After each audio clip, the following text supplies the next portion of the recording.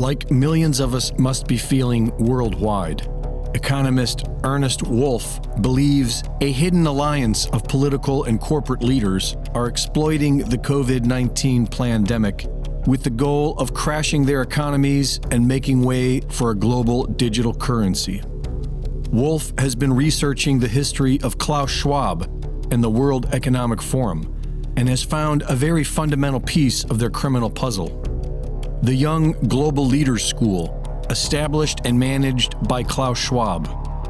The World Economic Forum, originally called the European Management Forum, brought together 31 nations at its very first meeting in 1971 and is currently funded by 1,000 multinational corporations. Klaus Schwab hadn't really accomplished much in economics. His father made weapons for the Nazis, and he trained under Henry Kissinger at the Harvard Business School, which is where he was likely tapped to be the face of the World Economic Forum. In 1992, Schwab established the Global Leaders for Tomorrow School, which was reestablished as the Young Global Leaders in 2004. Attendees must officially apply for admission and be selected. Alumni of the school's very first class include Angela Merkel, Nicolas Sarkozy, and Tony Blair. Other attendees include Bill Gates and Jeff Bezos, the Prime Minister of New Zealand, Jacinda Ardern. So long as there's people who are eligible who haven't been vaccinated, we've got work to do. I don't think I'll ever be satisfied so long as there's someone who is eligible and hasn't been. And that's why I've said this, there's not going to be an endpoint to this vaccination program. President of France, Emmanuel Macron. Governor of California, Gavin Newsom. That's why we recognize our responsibility to do more, and that's what we are announcing here today.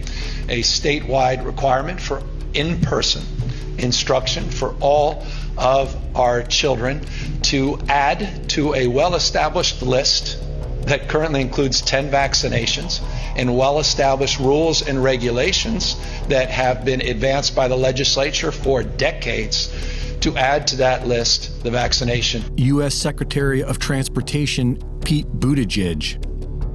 Other attendees of the Young Global Leaders include Virgin's Richard Branson, the Clinton Foundation's Chelsea Clinton, and BlackRock's Larry Fink. Approximately 1,300 global leaders have attended this school from North America, Asia, Africa, and South America, most of whom are all pushing the same criminal hoax, the lockdowns, and the deadly experimental jabs.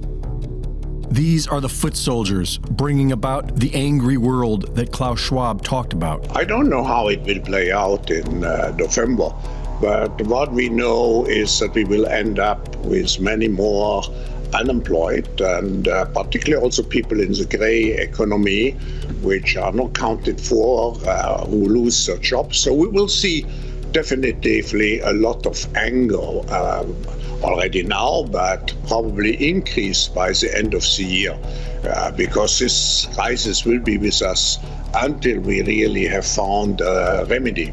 So we have to prepare for a more angry world. So that his masters can bring about their one world government system. And in 2012, Klaus Schwab began the Global Shapers community, which has groomed an army of 10,000 young people to be the next group of saboteurs around the world, currently holding meetings in 400 cities worldwide. For Infowars.com, this is Greg Reese.